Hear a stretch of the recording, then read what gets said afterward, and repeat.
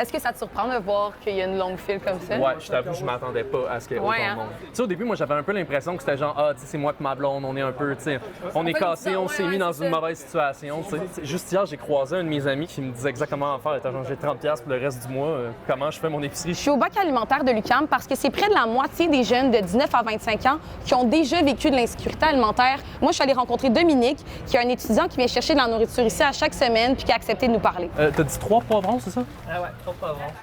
Tout le monde à qui je parle, tout le monde dans mon entourage, des gens de mon âge, ils ont tous de la misère.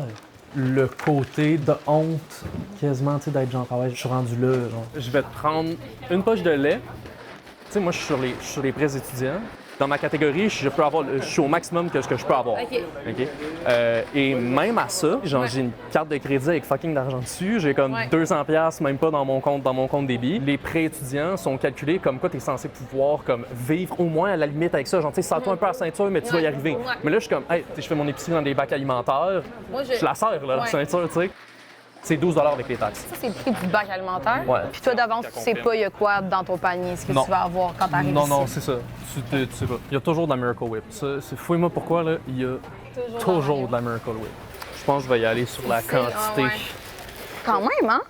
Ouais. Ça peut quand même se remplir un espèce de 2 sacs, mais tu vois, un sac si, et mettons, demi. si Ali était venu, on aurait eu 3 sacs. Ça, genre, ça part vraiment bien une semaine. Là. Ça fait combien de temps que tu utilises la ressource du bac alimentaire à l'UQAM? Ça fait depuis le mois de septembre, fait que 2 mois. Quand on a trouvé ça, c'était un peu un genre de saving grace pour nous. Là. Tu vois là d'autres affaires du bac que j'avais de la semaine passée, des maïs, une purée de petits pois, j'ai du pain encore. Ma belle choucroute, je suis en train de faire.